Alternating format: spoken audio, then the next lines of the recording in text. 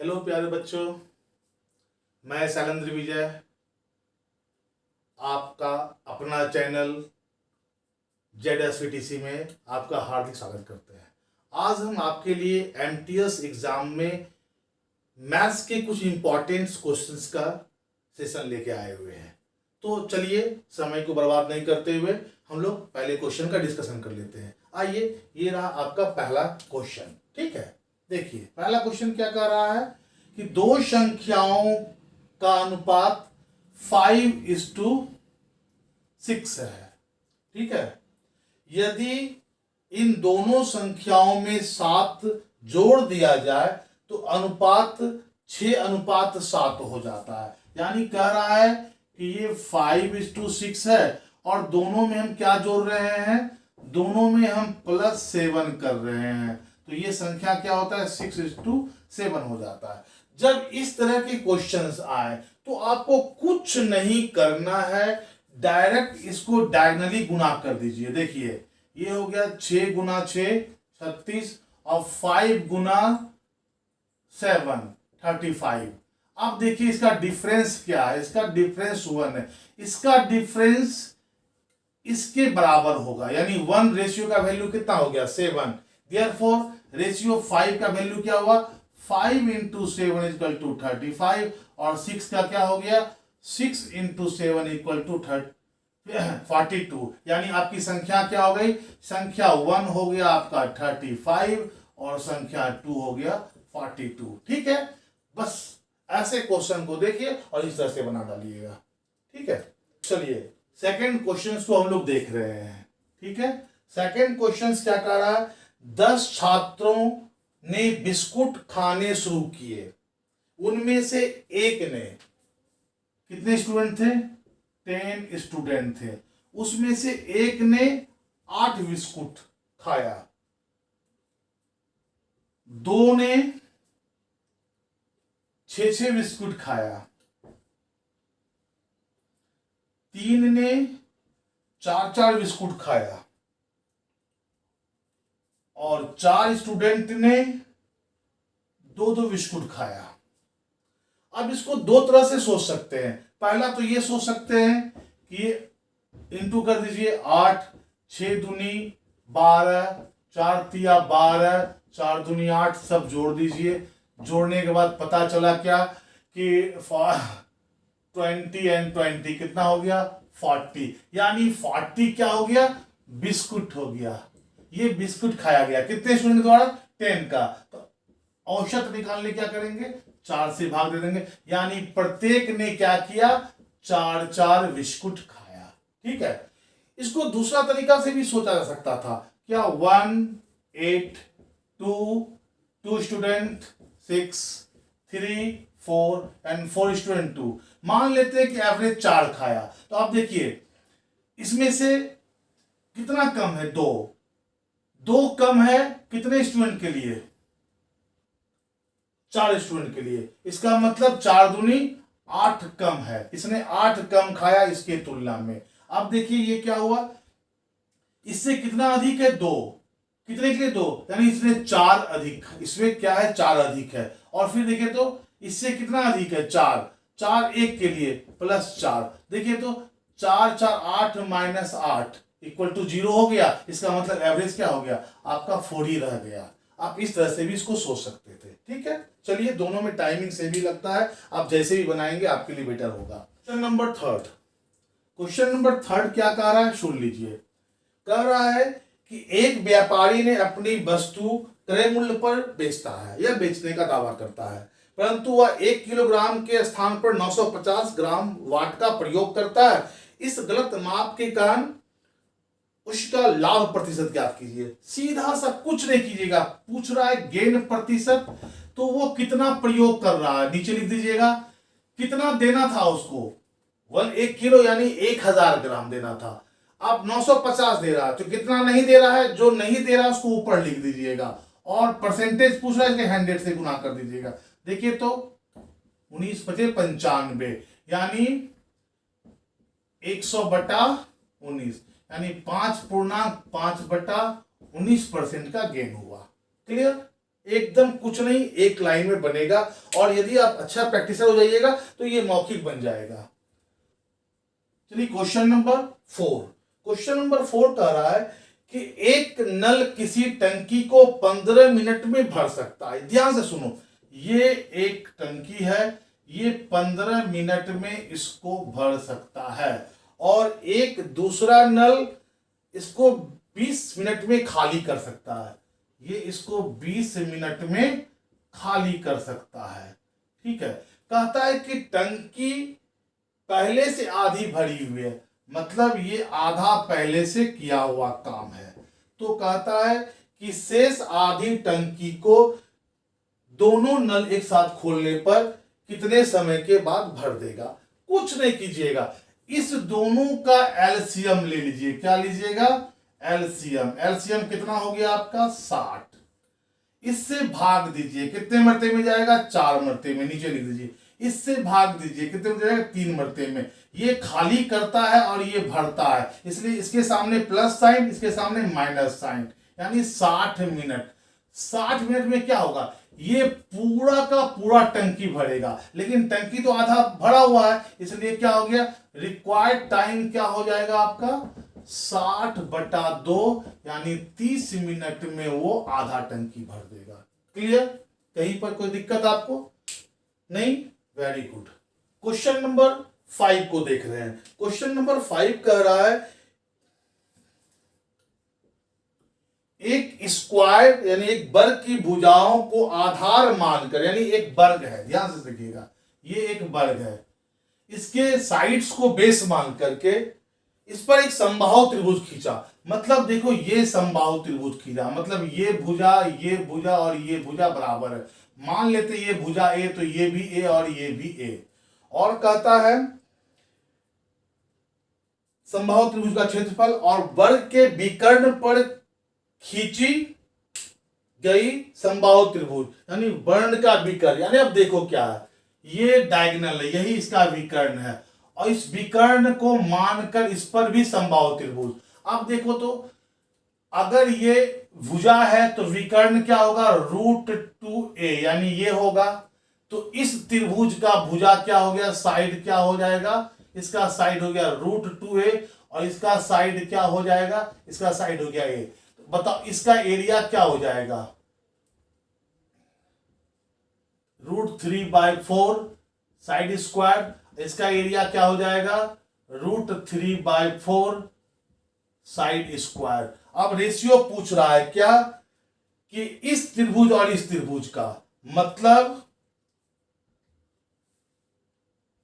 √3/4 a square is to √3/4 √2 का a square, ये cut गया। अब a square is to 2a square cut गया, 1:2। ठीक है, लेकिन अगर आप थोड़ा प्रैक्टिसर हो जाइएगा तो आप देखिएगा कि समबाहु त्रिभुज ही तो है, इसका मतलब ये दोनों में कॉमन है, इसको लिखने की जरूरत नहीं थी।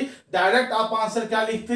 a स्क्वायर और √a का होल स्क्वायर, इसका मतलब a square is to 2a square 1:2। आप डायरेक्ट ऐसे भी सोच सकते थे। क्लियर? कहीं पर कोई प्रॉब्लम? चलिए देखिए 6 क्या कह रहा है कि एक देश में 80% आबादी गांव में रहती है। चलो, कोई पॉपुलेशन है, उसका 80% पॉपुलेशन कहाँ रहती है? गांव में। और गांव में रहने वाले का 90% किसान है, यानी इस पॉपुलेशन का 90% पॉपुलेशन क्या है? फार्मर है। और कहता है जो फार्मर है उसका 70% जो है लैंडलेस है, इसका मतलब इसका 70% क्या है? भूमिहीन है। तो अब देखिए कह रहा है कि इस पॉपुलेशन का कितना प्रतिशत लैंडलेस है निकालने के लिए। तो इसको सॉल्व कर दीजिए। 0 0 0 कट गया, इधर यहां पे कटा, इसका मतलब P इंटू 9×72 यानी 504/10 इंटू 1/100। अब देखिए तो P इंटू 50.4 और 1/100 को हम परसेंट लिख सकते हैं, और इसका मतलब क्या हो गया, का, यानी पी का 50.4%, यानी टोटल पॉपुलेशन का 50.4% क्या है, लैंडलेस फार्मर है। क्लियर, कोई प्रॉब्लम? चलिए अगला देखिए, क्वेश्चन नंबर 7 क्या बोल रहा है। कह रहा है कि एक रेडियो का अंकित मूल्य 480 रुपया, यानी मार्क प्राइस क्या दिया हुआ है, मार्क प्राइस दिया हुआ है 480, और कटौती का दर मतलब डिस्काउंट, डिस्काउंट दिया हुआ 15%।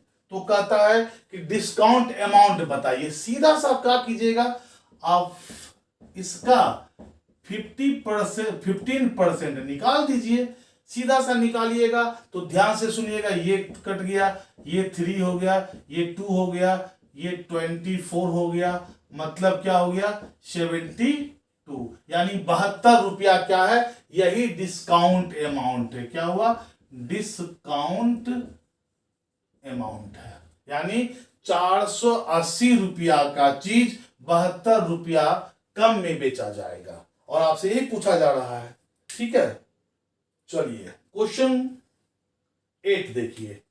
क्वेश्चन नंबर 8 क्या बोल रहा है कि 120 मीटर लंबी एक रेलगाड़ी विपरीत दिशा से 12 किलोमीटर प्रति घंटा की गति से भाग रहे एक आदमी को 6 सेकंड में पार कर जाती है या करती है। तो गाड़ी की गति जाती है। अगर इसके कॉन्सेप्ट को समझिएगा, ध्यान से सुनिएगा। ये रेलगाड़ी इधर जा रही है और लड़का क्या कर रहा है, ऐसे भाग रहा है इधर की ओर, उसके विपरीत अपोजिट से। अगर इसका स्पीड कहता है नहीं पता है, x km/h, और इसका क्या हुआ है, 12 किलोमीटर प्रति घंटा दिया गया है। और क्रॉसिंग टाइम क्या दिया गया है, क्रॉसिंग टाइम दिया हुआ है 6 सेकेंड, और इसका लेंथ क्या दिया हुआ है 20। अगर आप देखेंगे, crossing time is equal to length of train by relative speed. Relative speed का मतलब क्या हो गया, ये दोनों आपस में जुटेगा, क्योंकि एक दूसरे का अपोजिट आ रहा है। तो अब ध्यान से सुनिएगा, यही इसका कॉन्सेप्ट है। तो यहाँ क्या क्रॉसिंग टाइम क्या है 6, और ये है सेकंड में, ये मीटर में है, और ये किलोमीटर प्रति घंटा में, इसलिए इसको क्या कर देंगे, मीटर प्रति सेकंड बना देंगे। क्या बनाएंगे, मीटर प्रति सेकंड बना दीजिएगा।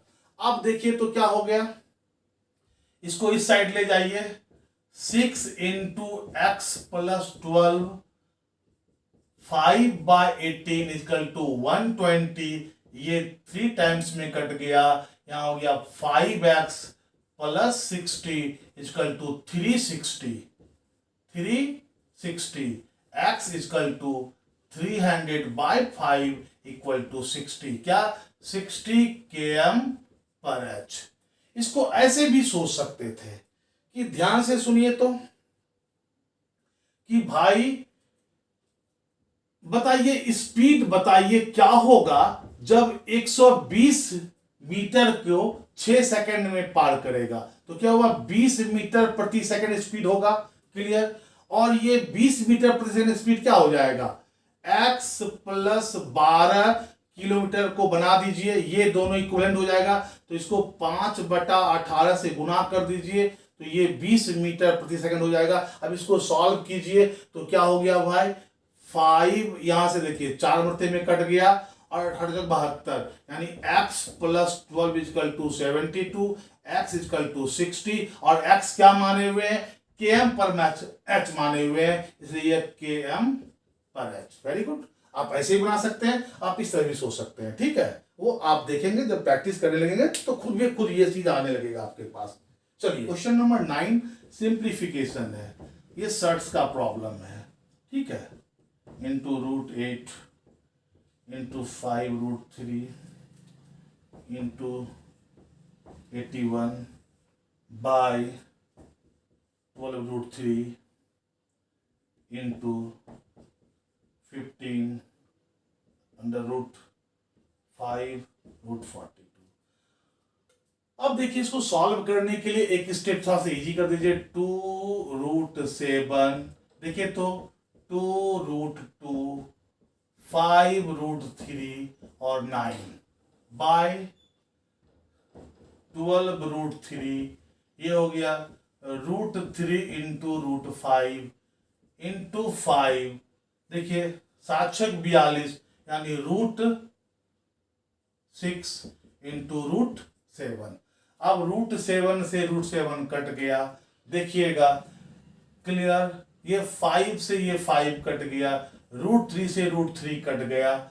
अब देखिएगा कि भाई अब क्या है, इस 2 से ये, अब 4 से ये 3 टाइम्स में कट गया, 3 से ये 3 टाइम्स में कट गया, क्लियर। अब देखिए इस √3 से ये √3 टाइम्स में कट गया, अब ये √3 से √2 टाइम में कट गया, और √2 से √2 कट गया, मतलब 1/√5। इसको अपने से भी सॉल्व कर लीजिएगा, ठीक है। इसमें कोई बहुत ज्यादा बात नहीं था, लेकिन एक टाइप था, बताना था कि ऐसे क्वेश्चंस भी आते हैं, इसलिए इसको आप घर पे कर लीजिएगा। जरूरी नहीं कि जो ऐसे हम कर रहे हैं वैसे ही आपको करना है, आप अपने अनुसार भी इसको कर सकते हैं, ठीक है। चलिए आज का लास्ट क्वेश्चन है क्वेश्चन नंबर 10। क्वेश्चन नंबर 10 क्या कह रहा है कि हर आधे वर्ष, यानी आधे वर्ष का मतलब छमाही होता है, पर डे 5% दर, देखो क्या हो गया, रेट हो गया 5%, और ये दे कैसा है, ये छमाही है, मतलब हाफ ईयरली है। कहता है के समतुल्य साधारण वर्ष प्रति वर्ष, ओ हो प्रति वर्ष बोल रहा है, इसका मतलब टाइम बोल रहा है 1 वर्ष। तो अब देखिए, जब आपका रेट छमाही हो तो आर को 2 से भाग दीजिए और टाइम को 2 से गुना कर दीजिए, तो बताइए आपका आर क्या हो गया 2.5 और टाइम क्या हो गया 2 ईयर। जब आपका इस तरह से हो कि टाइम 2 ईयर हो और रेट दिया गया हो, तो अब बताइए यहां पर इंटरेस्ट जो होगा वो इंटरेस्ट कैसा होगा, 2r + r² के फॉर्मूला लगा दीजिएगा। तो बताइए 2 × 2.5 + 2.5 का होल स्क्वायर बाय 100, यानी 5, और ये हो गया 6 2 5, इधर हो गया 2 2 4, क्लियर, यानी 5.06, और यही आपको 1 वर्ष के बाद मिलेगा। तो यदि आपको सिंपल इंटरेस्ट पर लेना होगा, 1 साल के बाद ही वो इंटरेस्ट लेना होगा, तो आपको इतना ही रेट ऑफ इंटरेस्ट पर लेना होगा, यानी क्या हो गया 5.06%। ये आपका समतुल्य इक्विवेलेंट सिंपल इंटरेस्ट रेट है, ठीक है। तो कोई दिक्कत यहां तक में, इसको फिर से देख लीजिएगा। क्या, जब हाफ ईयरली डे होगा तो रेट क्या होगा, आधा होगा और टाइम दुगना हो जाएगा, और एक, ठीक है, टाइम दुगना हो जाएगा। और जब 2 वर्ष का होगा तो हम फाइनल रेट ऑफ इंटरेस्ट जो निकालेंगे वो 2r + r² 100 से निकलेगा, या तो फिर आपके पास फॉर्मूला है ही, आप फॉर्मूला से भी निकाल सकते हैं। कैसे भाई, कि CI = क्या होगा, P1 + r/100⁻t-1, इस पर ही बैठा दीजिएगा, तो आपका वही आएगा जो यहां आया हुआ है, ठीक है। तो कोई दिक्कत नहीं। तो आशा करते हैं कि ये 10 क्वेश्चंस आप समझ गए होंगे। घर पर फिर इस 10 क्वेश्चन को रिवीजन कीजिएगा। अगर कोई प्रॉब्लम होता है तो कमेंट्स में भी आप मेरे साथ शेयर कर सकते हैं, हम आपके कमेंट्स को भी पढ़ते हैं, और उस पर अगर कोई उचित आपको जवाब देना होगा तो मैं आपको दूंगा, परामर्श भी दूंगा, ठीक है। जय हिंद।